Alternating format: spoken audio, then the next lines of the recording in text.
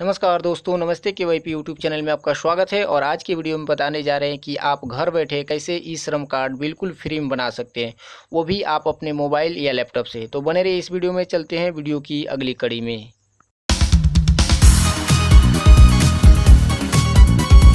तो जैसे कि आप देख रहे हैं कि हम आ गए हैं गूगल क्रोम में और यहाँ टाइप करेंगे register.esram.gov.in और इतना टाइप करने के बाद हम सर्च करेंगे। जैसे हम सर्च करेंगे तो एक नया पेज ओपन होगा और नए पेज में आपको ई श्रम का ऑफिशियल वेबसाइट ओपन हो जाएगा, जहाँ पे आपको प्रधानमंत्री नरेंद्र मोदी जी का फ़ोटो दिख रहा है।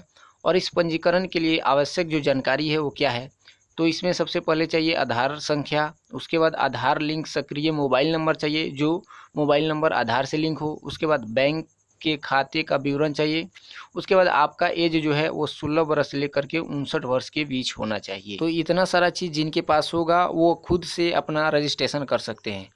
जिनका आधार नंबर मोबाइल से लिंक नहीं है वो CSC सेंटर पे जाकर के अपना रजिस्ट्रेशन करा सकते हैं, और जिनका मोबाइल नंबर रजिस्टर्ड है वो खुद से रजिस्ट्रेशन कर सकते हैं। तो उनके लिए सबसे पहले यहाँ आपको मोबाइल नंबर देना होगा, उसके बाद ये कैप्चा कोड डालना होगा। कैप्चा कोड डालने के बाद यहाँ आपसे पूछा जा रहा है क्या आप इसके सदस्य हैं। इफ़को के तो यहाँ बोल देना है नहीं। उसके बाद कर्मचारी राज्य बीमा निगम है तो यहाँ भी नहीं, अगर हैं तो आप टिक कर सकते हैं। उसके बाद आपको OTP पे भेजे, इस पर क्लिक करना है।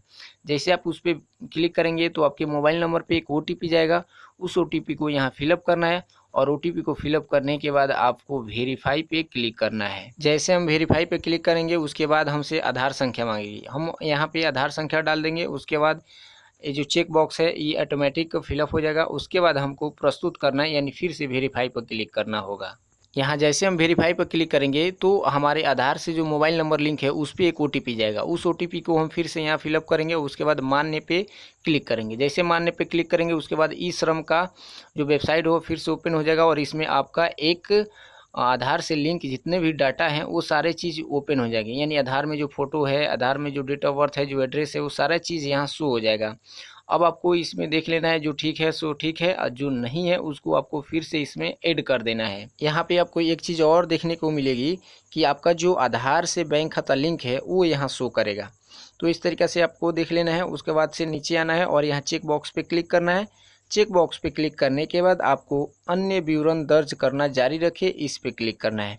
जैसे हम इस पे क्लिक करेंगे फिर से हम अगले पेज में पहुंच जाएंगे। अब आप यहाँ देखेंगे ड्रैग करके नीचे की तरफ, तो यहाँ बहुत सारा फॉर्म फिलअप करना है, जिसमें से आप देख रहे हैं जी आधार के अनुसार आपका व्यक्तिगत विवरण फिलअप हो चुका है। उसके बाद व्यक्तिगत जानकारी फिलअप करना है, उसके बाद पता, उसके बाद शैक्षणिक योग्यता, इस तरीक़े से पारा-पारी सारा चीज़ आपको फिलअप करना होगा।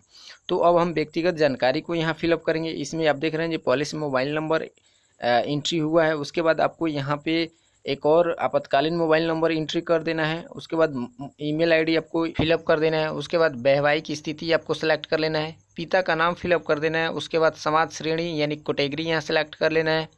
उसके बाद आपको ब्लड ग्रुप यहाँ से सेलेक्ट कर लेना है। उसके बाद आप दिव्यांग है या नहीं इसको सेलेक्ट कर लेना है। उसके बाद आपसे नॉमिनी पूछता है, यानी नामती विवरण, यानी नॉमिनी में आप किसको देना चाहते हैं। तो अगर देना चाहते हैं तो हाँ पे क्लिक करेंगे। जैसे हम हाँ पे क्लिक करके सहजे जारी रखेंगे तो आपसे नॉमिनी का नाम पूछेगा, तो अपना नॉमिनी का नाम, उनका डेट ऑफ बर्थ, उनका लिंक सेलेक्ट कर लेना है और उनके साथ आपका क्या संबंध है उसको लिख देना है। लिखने के बाद आप यहाँ सहजे जारी पे क्लिक करेंगे। जैसे उस पर क्लिक करेंगे फिर से हम अगले पेज में पहुँच जाएंगे। अब यहाँ पे आपसे रेसिडेंटल डिटेल्स के बारे में पूछेगा। जैसे आप देख रहे हैं जी एक आधार के अनुसार आपका व्यक्तिगत जो विवरण है वो फिलअप हो चुका है और व्यक्तिगत जानकारी भी फिलअप हो चुका है। अब हम पहुंच गए हैं पता पे, यानी एड्रेस पे। अब यहाँ पे गृह राज्य सेलेक्ट कर लेना है। उसके बाद वर्तमान पता में अपने वार्ड नंबर जो है, घर का नंबर दे सकते हैं या वार्ड नंबर दे सकते हैं। उसके बाद इलाका में अपनी सिटी का नाम दे सकते हैं। उसके बाद राज्य में फिर से अपना स्टेट सेलेक्ट कर लेंगे, जिला सेलेक्ट कर लेंगे।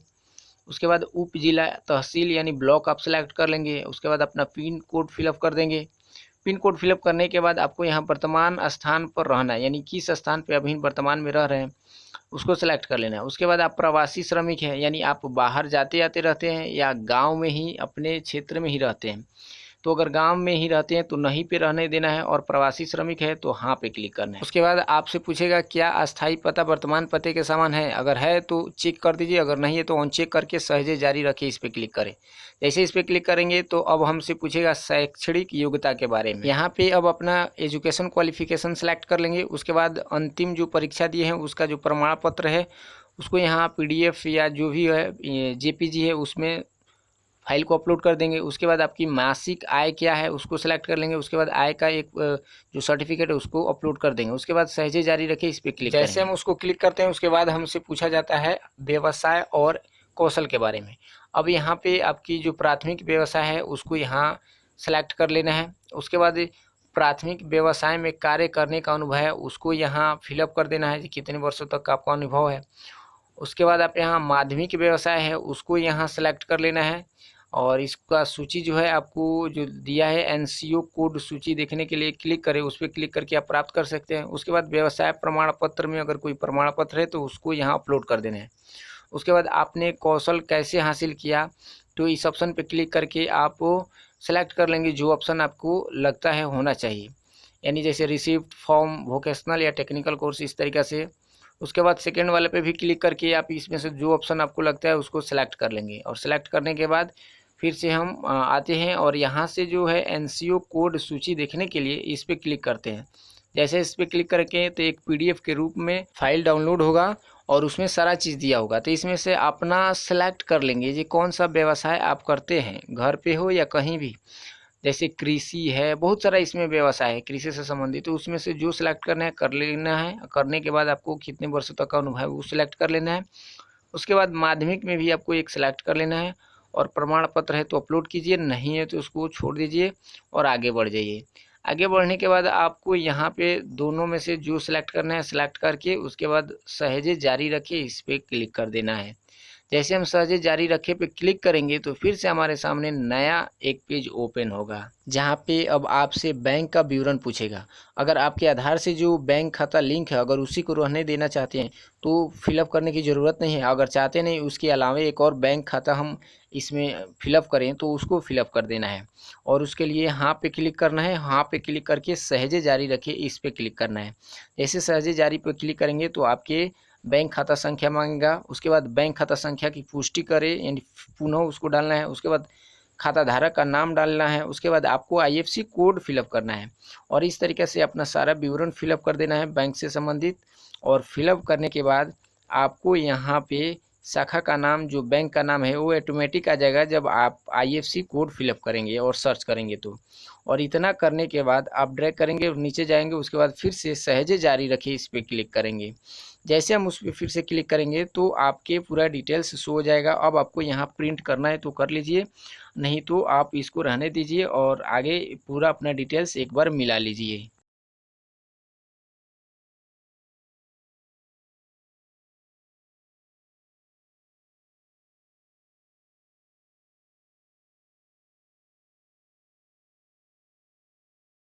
इस तरह से आपको अपना पूरा विवरण मिला लेने के बाद नीचे आना है घोषणा पत्र पे, और यहाँ पे चेक बॉक्स पे क्लिक करना है और फिर से प्रस्तुत करना पे क्लिक कर देना है। जैसे आप क्लिक करेंगे उसके बाद से आपका फॉर्म पूर्ण रूप से फिलअप हो जाएगा और आपका यहाँ ई श्रम कार्ड जारी हो जाएगा। तो ई श्रम कार्ड जैसे जारी होगा उसमें आपके जैसे आधार नंबर होता है वैसे ही यूनिवर्सल अकाउंट नंबर आपको मिल जाएगा, और आप इसको प्रिंट आउट निकाल सकते हैं और निकाल करके एक आधार के जैसे आप लेमिनेशन करवा के रख सकते हैं। और इसके बाद अगर आप चाहते हैं जो कुछ इसमें फिर से परिवर्तन करना तो आप इसमें फिर से अपना मोबाइल नंबर फिलअप करेंगे और यहाँ पे जो कैप्चा कोड है उसको फिलअप करेंगे। उसके बाद से यहाँ जो दो ऑप्शन पूछा जा रहा है उसमें नो करके सेंड OTP पे क्लिक करेंगे। उसके बाद आपके मोबाइल नंबर पे फिर से OTP जाएगा, उस OTP को डाल करके आप वेरीफाई करेंगे। उसके बाद फिर से आपसे आधार नंबर मांगेगा और आधार नंबर डाल करके उसके बाद फिर से आप यहाँ चेक बॉक्स पे क्लिक करके जब सबमिट करेंगे तो फिर से आपके मोबाइल नंबर पे एक OTP जाएगा। उस OTP को डाल करके जैसे यहाँ वेरीफाई करेंगे तो आपके सामने इस तरीक़ा से पूरा पोर्टल ओपन हो जाएगा। और यहाँ पे अगर कुछ अपडेट करना चाहते हैं तो जो भी है उस पर क्लिक करके अपडेट कर सकते हैं, या डाउनलोड ईवेन कार्ड आप करना चाहते हैं तो उस पर क्लिक करके ईवेन कार्ड डाउनलोड कर सकते हैं। पर्सनल इन्फॉर्मेशन में अगर एडिट करना चाहते हैं या एड्रेस में एडिट करना चाहते हैं या एजुकेशन एंड इनकम में या एक्यूपेशन एंड स्किल्स में या बैंक के अकाउंट डिटेल्स में एडिट करना चाहते हैं तो कर सकते हैं। और उसके बाद आप चाहते हैं प्रीव्यू प्रोफाइल पे क्लिक करके अपना प्रोफाइल देखने के लिए, तो आप अपना प्रोफाइल देख सकते हैं। तो इस तरीक़े से आप घर बैठे अपने मोबाइल या लैपटॉप से बिल्कुल फ्री में ई श्रम कार्ड बनवा सकते हैं। कब? जब आपका मोबाइल नंबर आधार से लिंक हो। तो अगर आपका मोबाइल नंबर आधार से लिंक नहीं है तो आप अपने CSC सेंटर पे जाएं और अपना ई श्रम कार्ड बनवाएं। आई होप कि आप इस वीडियो में पूरी तरह से ई श्रम कार्ड बनाने के बारे में समझे हो। तो फिर मिलेंगे अगले वीडियो में नए वीडियो के साथ, तब तक के लिए बहुत बहुत धन्यवाद।